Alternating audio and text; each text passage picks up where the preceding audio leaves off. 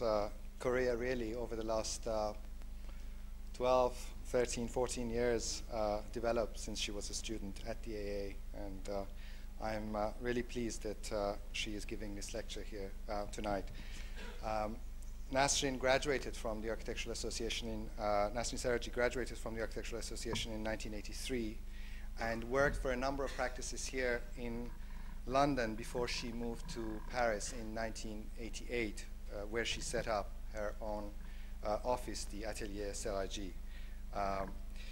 I think she really made her mark with the project that we all know for the American Center building in 1991, a project that was removed in 1994, and I think for many people, in a way, it was a very significant and important project in some sense as a sort of project for the American Center in Paris, maybe because of its scale, because of the temporality of its structure and so on, somehow maybe more suited to the more permanent structure that was built later on and has now been, I gather, sold and was really never used as the American Center.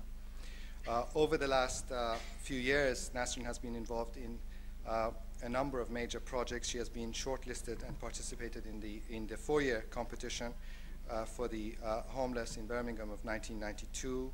She developed a workshop, was the co-founder member of the Paris Workshop for Architectural Studies, was shortlisted and participated in the competition for restructuring and design of 3 buildings at the Tuileries Garden in Paris of 1993. She has been involved in the master planning of 4 hectares of an old military base to public and private housing and mixed-use development, as well as other large-scale projects, including a crèche that we're going to see tonight, and the Musicon competition for Bremen in Germany. Would you please join me in welcoming Nasrine Seraji?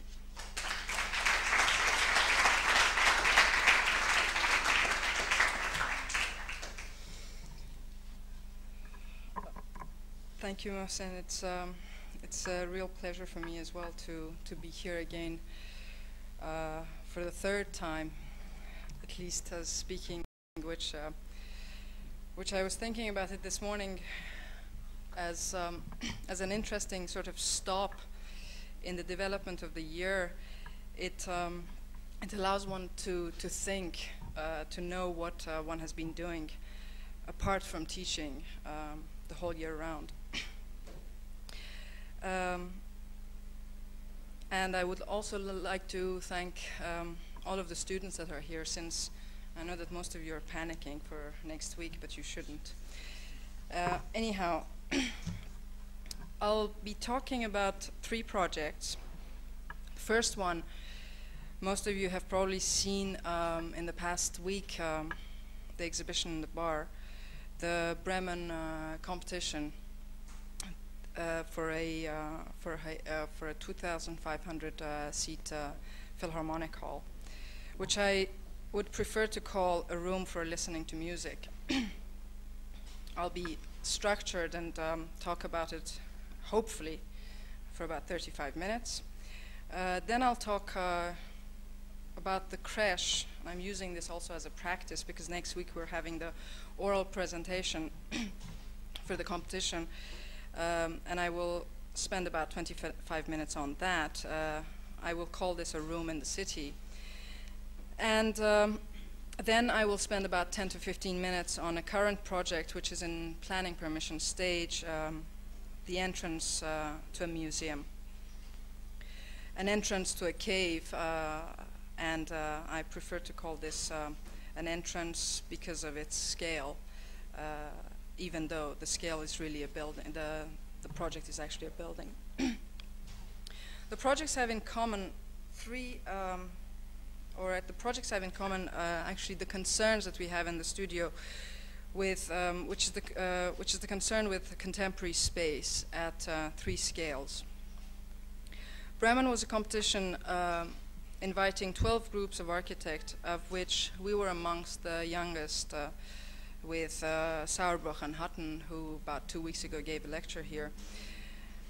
Daniel Libeskind, Jean Nouvel, Maki, Benisch, and Alsop, Hertzberger were the established firms, in fact. To begin with, we knew that we could hardly compete with their resources. They've all published books, at least, that cost a minimum of £50. Maki had employed one person to only deal with the packaging. On July the 10th, 1995, last year, we started by plundering all the music-related literature from ERCAM to the National Library. ERCAM is a research institute for music in Paris. We filled almost an A3 sketchbook with all the shapes and forms of theaters, operas, and music halls. We looked at architects throughout the 17th, 18th, 19th, and 20th century. Then we had a pin-up. Daniel Levinas-Cohen, who is a musicologist and amongst probably one of the youngest and most known musicologists in France and Germany.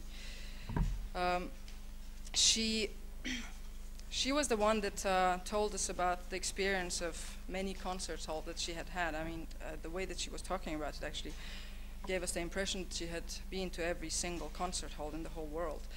We discussed the best in terms of technical performance, the best in terms of space, the best music hall this is in terms of the musical event itself, the gathering of people and the focus of musicians. And at this point, since we were only 5 working on the project and discussing, finishing with 10 of us, trying to get the maximum that the competition was asking for in, we started actually by a series of study models. The first study model was an object, which I will do a sketch once we go through some of these slides. The second one was a study model which was a distorted object, taken off from the first one, embracing all the fragments of the program, which I will come to later on in the talk. And at this point, can we actually stop the slides now? And I'll just try to very, very, very briefly show you the two. Thanks. So the first object was basically this. Hertzberger's project diagram. It was an object from the station, which was the main area of the flux of the people to the side, to the gardens behind. The second one, we looked at the same platform from the station to the trees, deformed object. Sorry. Was I speaking loud enough or no? Can I start all over again? That's all right. It's ooh. Right. So, first one was an object sitting on its plane, flat land, station, main flux of people, neoclassical gardens in the distance, axes. This is basically a section. The second one was a deformed object of the same sort, with mainly the fragments over with a roof over this. Now, at this point, since we had gone through a lot of the auditoriums by now, and especially considering 2,500 seats, which I assume that most of you know what a 2,500-seater auditorium is. It's about the same size. 2,300 is the size of the Royal Festival Hall. 2,200 is the size of the Opera House in Paris. And Moneo's project for the Barcelona Concert Hall, which was 2,300, which was actually the nearest in terms of volume and size to the object that we were looking at. And it was at this point that we fixed ourselves really with a rectangular box, which was this sketch, trying to fill in the fragments of the program into it with the 2,500-seater. It didn't prove to be really the form of the concert hall that we were looking at, specifically because of all the discussions that we had in terms of the way that one was looking at the individuality of each listener in terms of the hall itself. So it was about, and I don't have a projector here, but then it was about the form which we're going to see of the real deformed concert hall with two hyperbolic curves and the loggias as suspended pods within the music hall, which we fixed the project, and that was really the point of the starting point of the form of the concert hall itself. Could you please turn to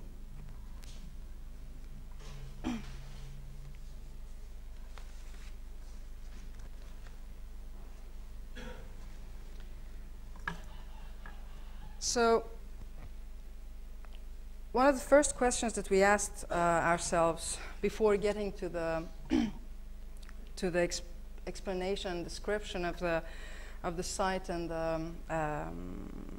the project was how we could reconcile the collective celebration of the musical event with the individualistic act of listening. The coming together of people around the musical event should be an opportunity that gives listeners a variety of sensations and experiences capable of mirroring and encouraging diverse individual expectations. Beyond the various ways we listen, whether listening in public or in private, direct or indirect listening in relation to the playing of an instrument, etc., our taste for music, like all other aesthetic exposure, communicates itself through the prism of a universal idea. The idea of universality has never been as divisive as it is today. The idea of music stems from its contact with the diversity of available expressions through the association of references. Images, musical discourse in constant interaction. For instance, one listens to music in a concert hall, at home, in one's car, or as background music. Even though background music can only provide insights on certain musical components, it does not highlight other aspects inherent in music, such as cerebral concentration and emotional intensity. It nevertheless emphasizes the reality of the public space through the perception of the sound's continuity. For instance, on the, in fact, I better take this, the sound arch, the Clanbogan sound arch, or the sound arch, exemplifies the musical continuum within the flux of urban experience.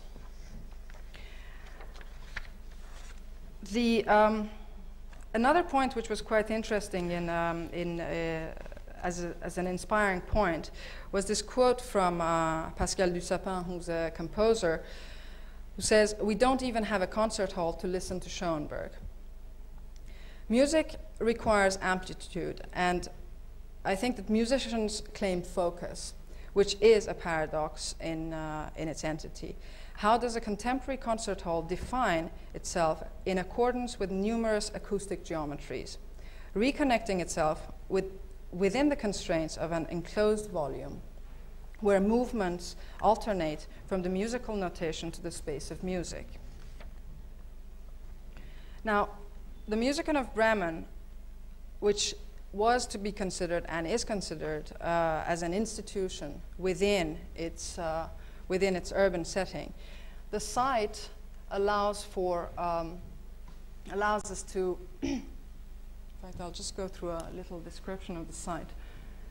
The station of the city of Bremen here, the square which you see, or the plaza in front of the site, is an open area which the city claims money for in terms of taxes because of the fact that it's open to public 3 times a year. This rectangular box is a huge concert hall, rock concert hall for 9,000, capacity of 9,000 people, which continues all in this direction. And the site given is adjacent to this park over here and this garden that I was talking about before, the new classical garden with its axes all the way from the station to a pavilion which ends up about there.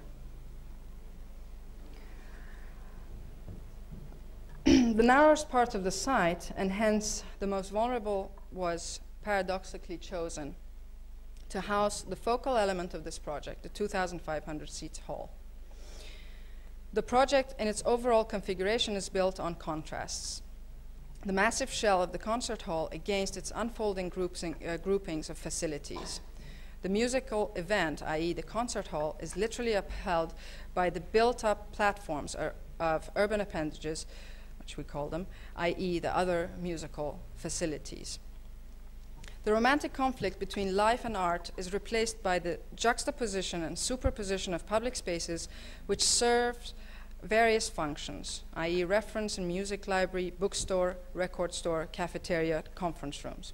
And the place of event, the geometry of the project underlines its hybrid characteristics. The vanishing points of the site and the musical event's own entity. The geometric configurations are balanced by the uniqueness of the volumetric core of the concert hall. Sorry, this one should go back.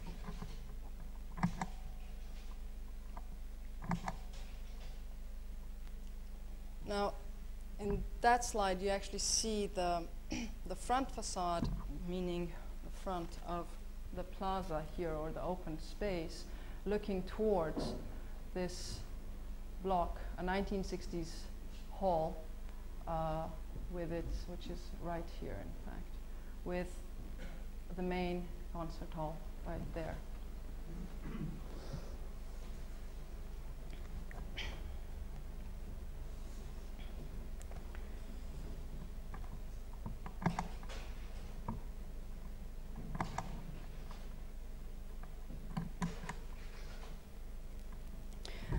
The shape of the concert hall.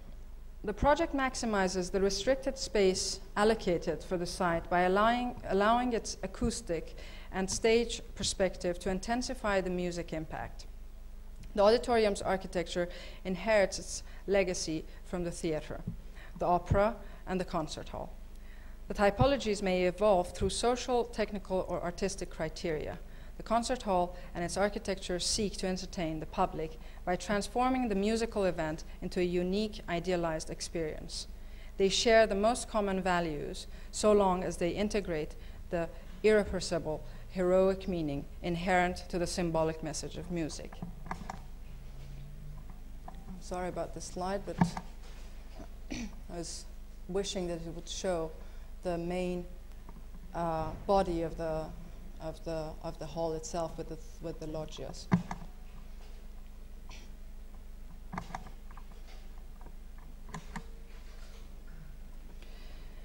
In keeping with Boule's utopian architecture, in his project for the Carousel Theatre, or the opera, where the double vault is composed of occupied coffers, represented and used as balconies, which we have preserved the idea of a concave, spectacular, and quivering shell. We have also preserved the notion of placing the musical event at a distance and presenting a variety of attitudes associated with theater in accordance with the deep loggia of the Palais Garnier in Paris. The freedom of being not totally immersed in the musical environment suggests that the concert hall gives a margin of flexibility to listeners' choice and preferences. This century has created some of the most exciting examples of musical arenas: the Royal Festival Hall in London, the Finlandia Concert Hall and its asymmetrical plan in Helsinki, and by Aalto, and the Philharmonia in Berlin and its vineyard principles by Sharon. One needs to take into account not only the feasibility of accommodating a large public, but also a setting that is both acoustically and optically sound. It is a known fact that the resolution of fine-tuning depends on the lateral sounds, reflection which gives its sharpness and clarity. The volume and the power of reverberation within the confines of the amphitheater gives music its fullness and intensity. Concurrently, the public's mass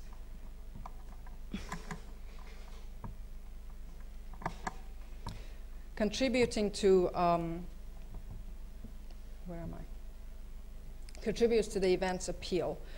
The large musician of Bremen could have been too deep or too vertical, as we were going this with the second diagram down the road in terms of the variation on the theme of the concert hall of Moneos in Barcelona, specifically with our site. The geometry of the site and its artistic and technical terms, which magnify the musical event, dictated the design of the configuration, while the asymmetrical composition modulates and amplifies the multidirectional focal points of the concert hall. The layout of the seats fan out in planes and lines that part from an isometric order and thus create a dynamic decor. This architecture expresses various dispositions vis-à-vis the musical arena. So mainly the form of the concert hall is two superimposed hyperbolic curves mainly, which allow for almost, at this scale at least, each seat to have an individual not only vision but hearing as well. And the main point was to give this individuality to the listener. At the same time, keeping, as I quoted from our report we had sent in for the competition,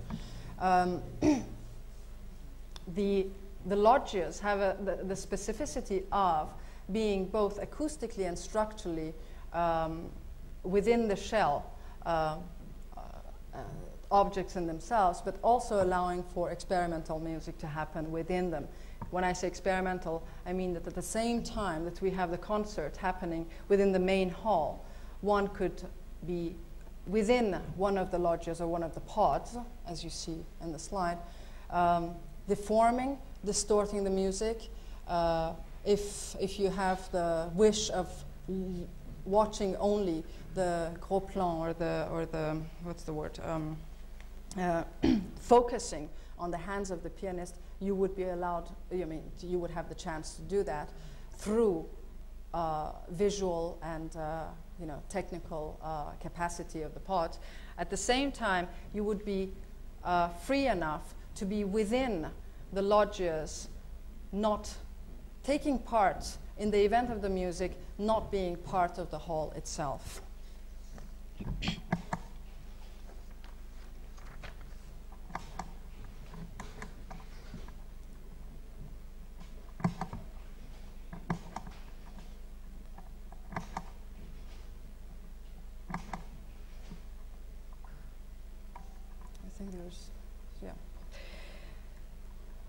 The program is comprised of 3 parts.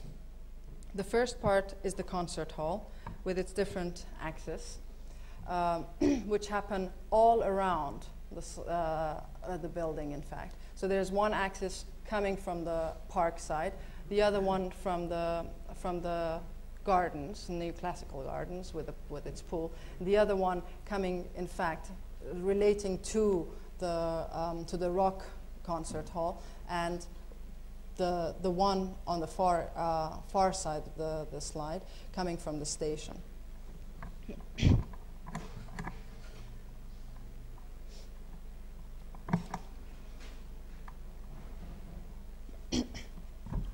Now, within the program, we have, in fact, there are two parts to the building. One, this, I'm sorry, it's not I mean, the slide is not in focus. It's not the problem of the projector, but the beginning, right down here, we have the entry from the station coming in to an additional program that we add, which I'll talk about later on, which is the music library and the mediathèque, entry into the foyer and into the hall. On the other side, we have the private entry for the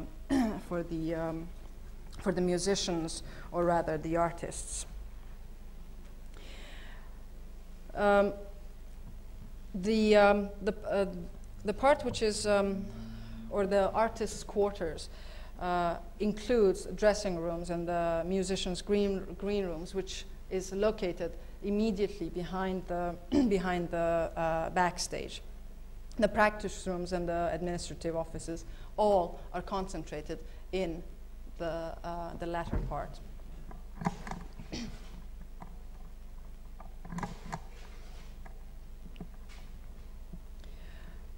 The shell of the concert hall, visible from all the sides, protrudes from the roof.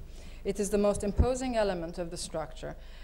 A distorted amphitheater is its form. It has two levels, the orchestra and the balcony. 5 loggias that I talked about are recessed, allowing experimental formations. And the north side of the building encompasses a restaurant, the floors for rental offices, the rooms for musicians' use, and the management of the music. Practice rooms are located in one area on the upper level, which are, in fact, I better go to the next slide.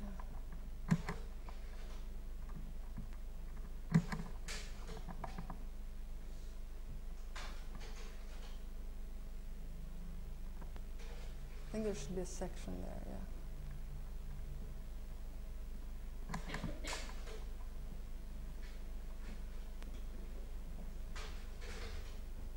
Right.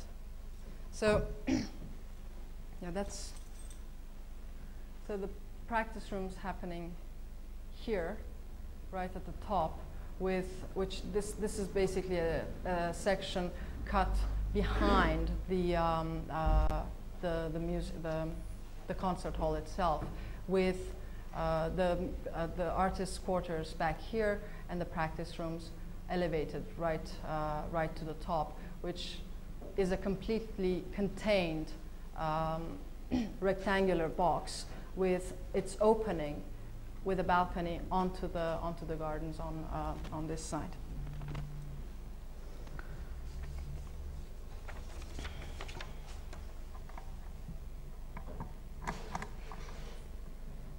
Now, here we get a view of the section which shows the practice rooms here, which is right behind, as you saw before in the model.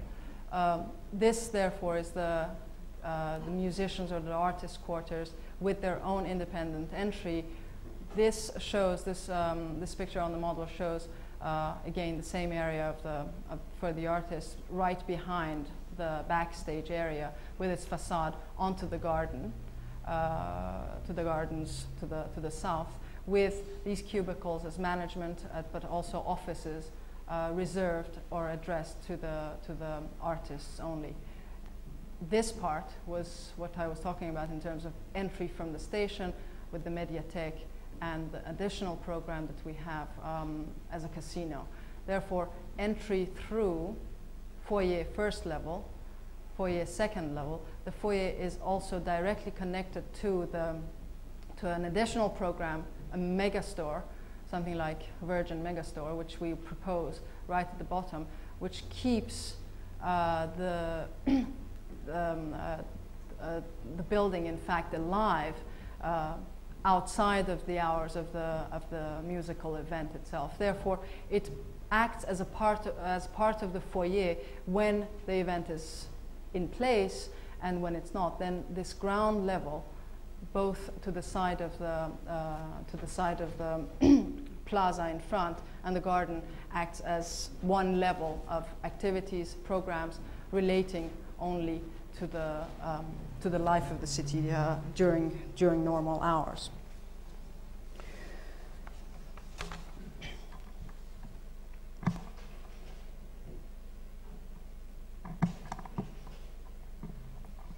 This slide over here shows mainly the superimposed two hyperbolic curves with the loggias, which is expressed in the section as well.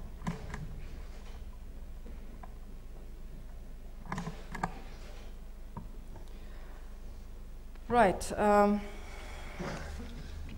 I'll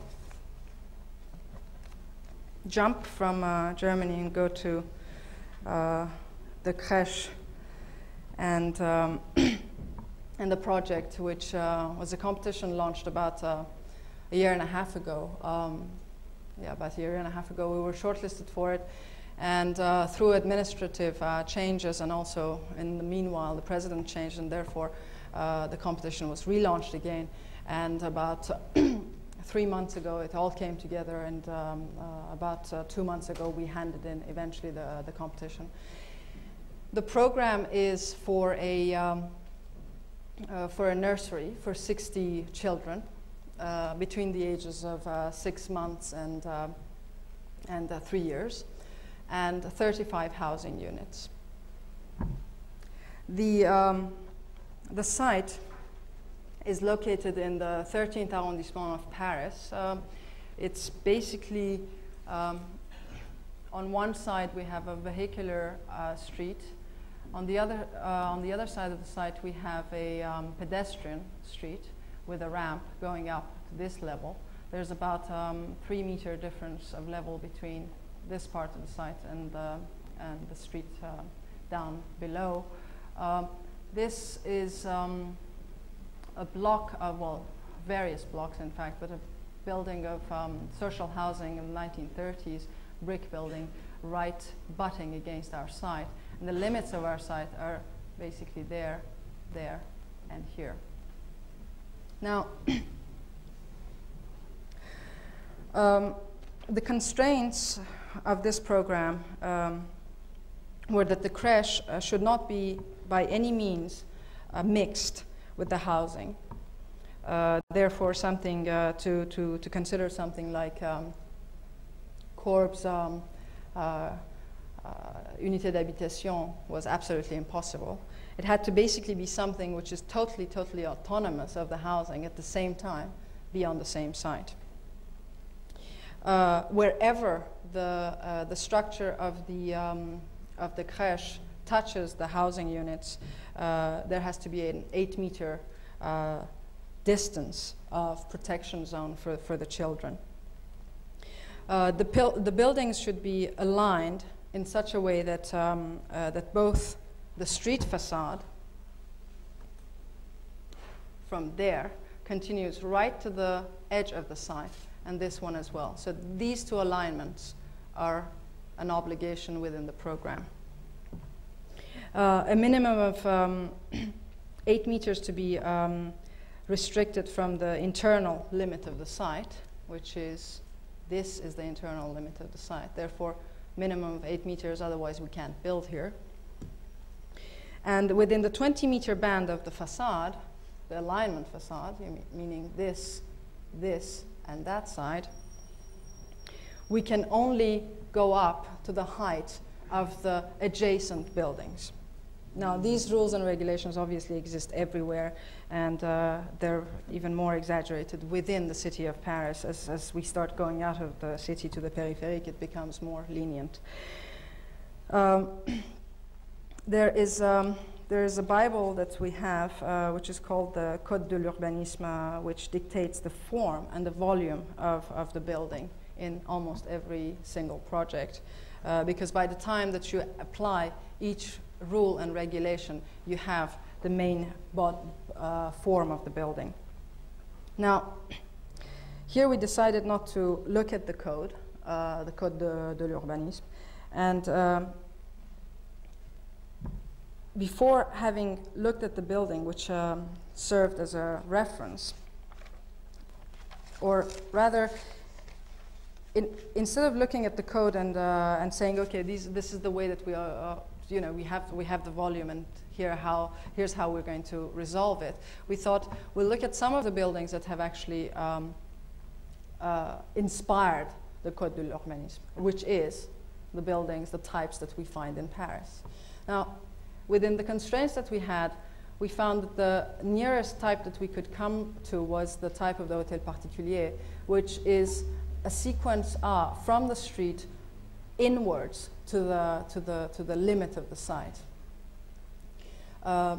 So it was to look at the Hôtel Particulier and see how we could actually inverse the sequence of the Hôtel Particulier, because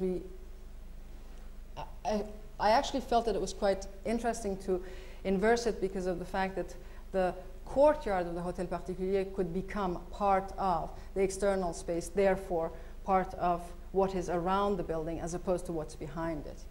So with this move, what happens is that we have a U-shaped building which goes inwards as opposed to what is dictated to us in terms of a U-shaped building that way up. Now the problem is obviously the problem of the alignment.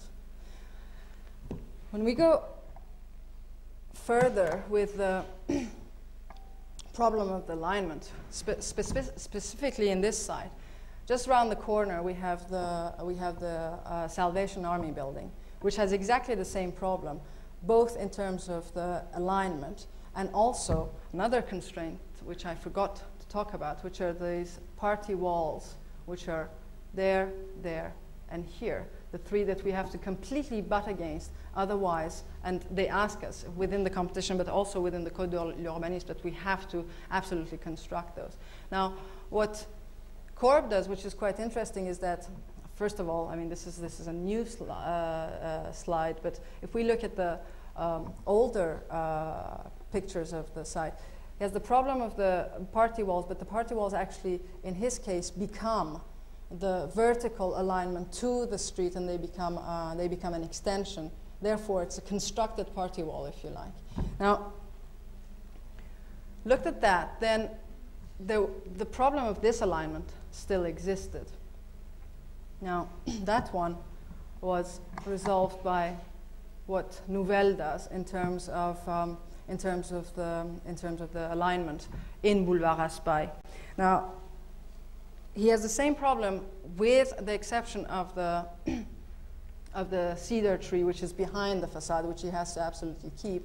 So by having to go behind the tree, nevertheless, the alignment having to be kept, we thought, well, we could try and see if the architectes de voyer, which are the sort of the veilleurs or the architects in the city, which control the project before it goes to the planning permission stage, and therefore the competition hand-in, would agree to the fact that we would use an alignment which is not in fact the alignment of the building, therefore not constructed, and hence creating the garden for the crèche and for the nursery in front as opposed to the back, which was what was given to us as a.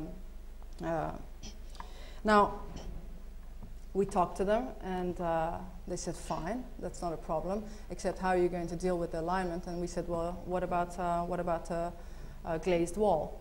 And what are you going to do with the glazed wall? But the glazed wall, we need it in terms of the protection of the children within the garden. Therefore, the glazed wall actually becomes the first screen between the public, if you like, street to the private garden of the crèche, and which then gets lined with a line of trees, protecting them from, any danger of stuff going into the garden. Therefore, the garden becomes both viewed from this pedestrian area for the public, but also the children will use it on the right side of the building, meaning getting the maximum light as opposed to being behind, which then they would get both shadow and the north light. So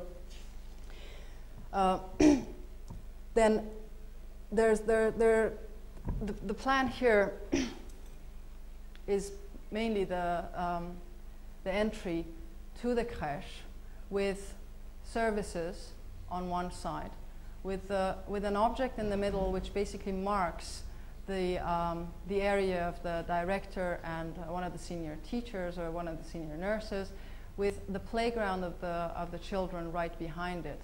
From here onwards, we start ramping down. The reason is, one, to allow for our car park to be which is, in fact, this is the existing ramp of the building.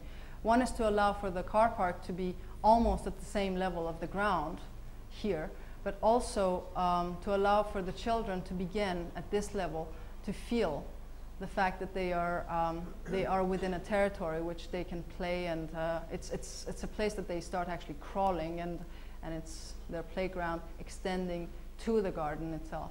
We place the 3-year-olds on the ground level with their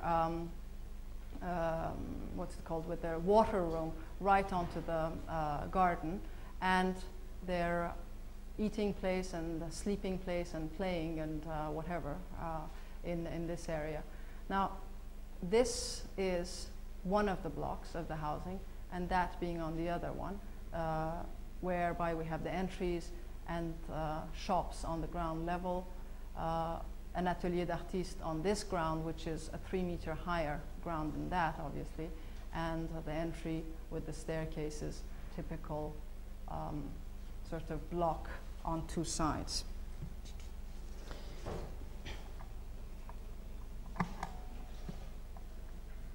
Here you see the volume of the two blocks of housing on 2 sides, with the crèche being well, basically holding the 2 pieces on the ground together. The other thing which we absolutely wanted to resolve was this business of the party wall here, there, and there.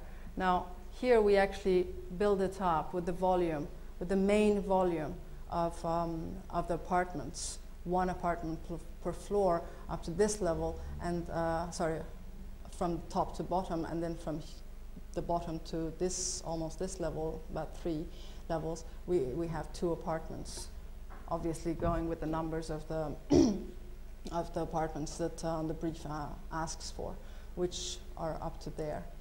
Then on this side, we have this area, which are mainly the larger apartments. And as we get higher up, we have smaller apartments, but more volume in terms of their. The other thing that we tried to do was, instead of going right to the top floor, which is the usual Parisian block, or at least contemporary Parisian block idea of giving the double height spaces right at the top, we began to, which I will show you on the next 2 slides, or at least not this one, but over here.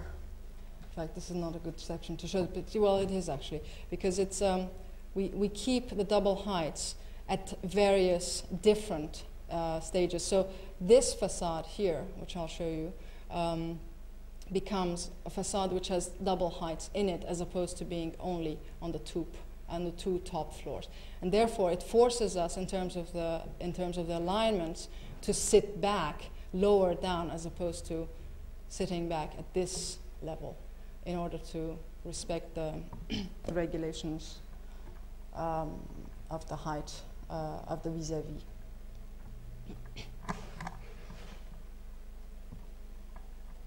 So, yeah, this is it. So, this street facade here, we arrive at having a double height, therefore having a movement in the facade which is different, as opposed to the usual first 3 levels being on the same level, and then the top ones being the double height spaces, whereas we try to have the double height spaces on the lower facade, and then they become repetitive on the top.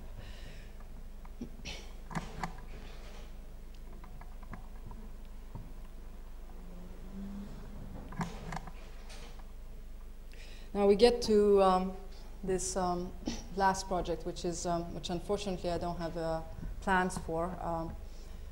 There, in about a week's time, we're going to have to put in the planning permission, which is this entrance to the to a museum in the north of France. It's not yet a museum. It is actually a cave which in the First World War was the hiding place of the Germans and the French, with this just here as a no man's land between the French and the Germans hiding out. Now, from the street, from the road, which is over here, we have a platform which allows us to arrive into the port of entry, if you like, of the sequence of the visit of the museum. This becomes a building which allows for the movement to happen, as this is going to be a scenographic sort of sequence into the museum.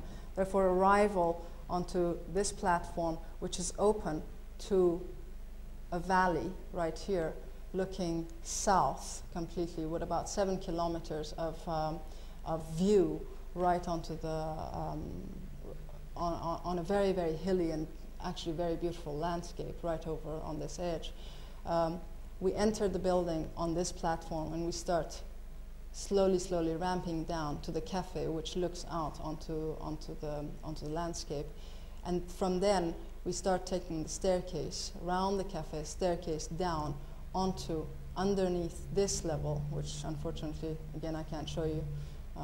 It's right underneath, which is a theater with projections. The introduction of the visit starts, and then we turn onto the ramp, coming back on our sequence to the entry of the museum.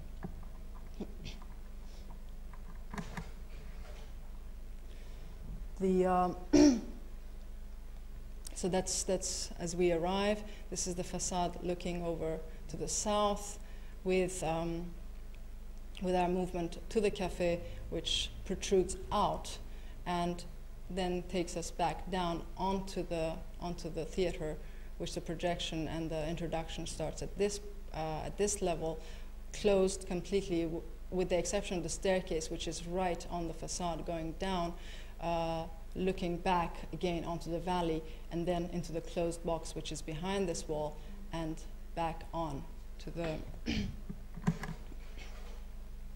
this is just another view which shows mainly that staircase that takes you into the theater and out.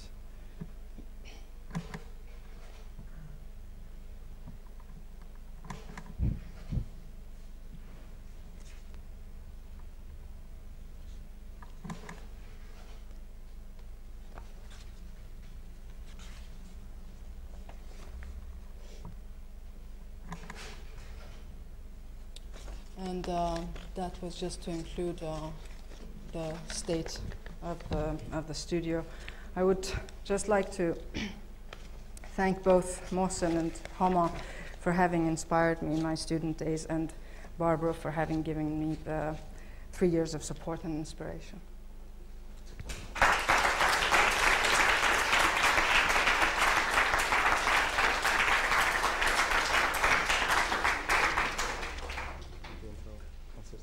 Sure, if there are any. I'm sure there is.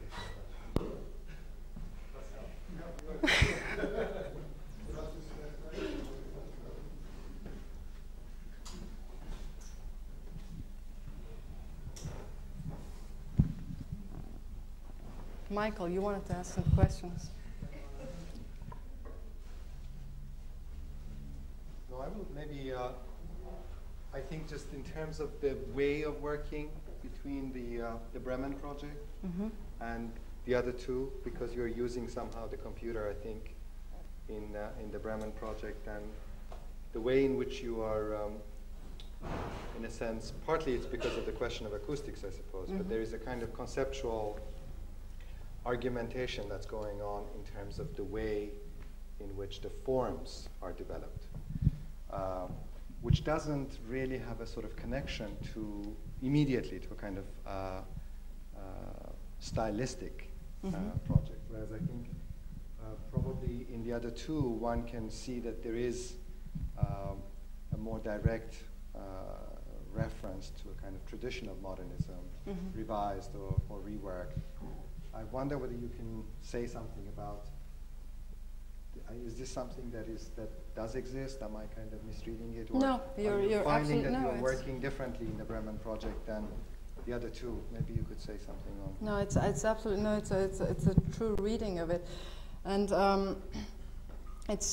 I think it's mainly due to the fact that it's due to the fact that Bremen is an ideas competition, which had the view of being constructed, obviously.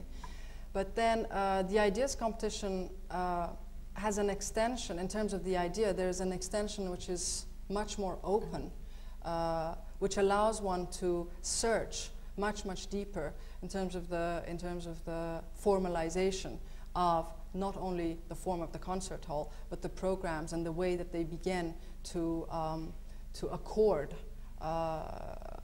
with one another, but also with the city and with the siting and the context, therefore, of the project.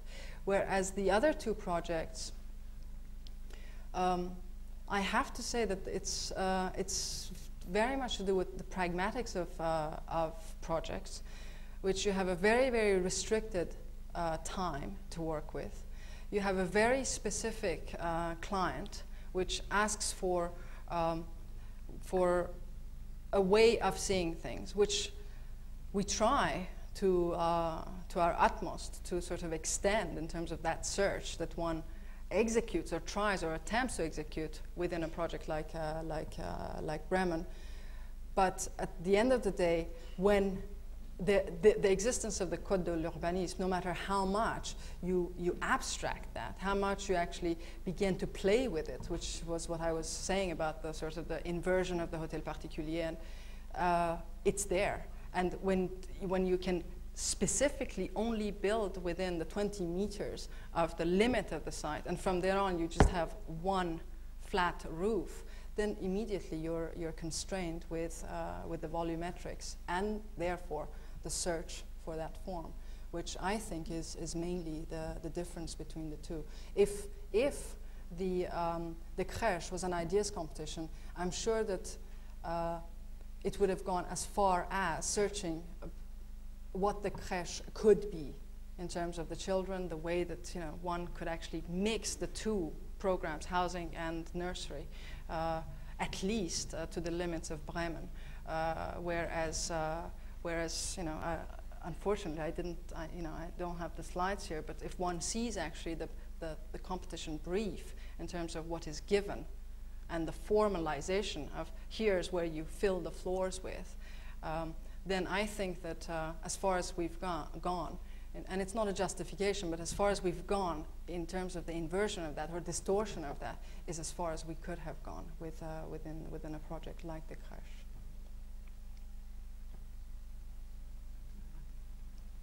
Nasrine, having talked with you very pleasurably for the last 3 years, and knowing just how much time you spend on aeroplanes, I wondered if you could comment on the relationship between teaching and practice. God, why didn't you ask me this morning? I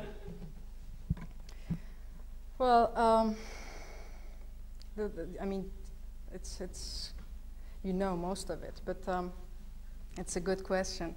I think that it would be very difficult for me to just say, okay, I'll stop, I won't teach anymore. And I think it would be extremely difficult to say that I would stop practicing and just continue teaching.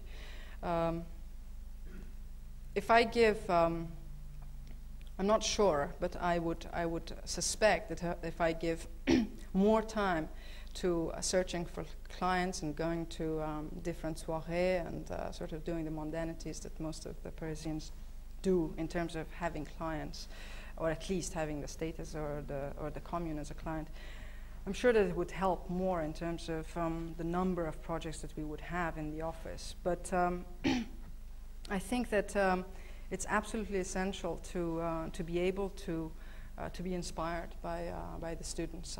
We were talking last night, in fact, it's funny that you asked this question. Siriani was saying that about his students, and he never would say it in front of his students, and I hope nobody in the audience is one of his students, but it wouldn't matter anyway, is that they don't inspire me anymore. And I think that I think one of the main reasons that I truly and honestly do it is because of the fact that the discussions and dialogue that happen in teaching are very much inspiring in terms of the work, and vice versa. So I think it would be very, very difficult for me to let one down for the other. At the same time, I think that I'm teaching too much right now. I think that it's 70% teaching and 30% practice, but I think that I try to compensate with the weekends, but I think it's absolutely essential to do both. I wake up an hour early, but it's I really do think that one is in hand with the other. I mean, that's a simple way of answering the question, but if you want to sort of go on, second part of the question, please.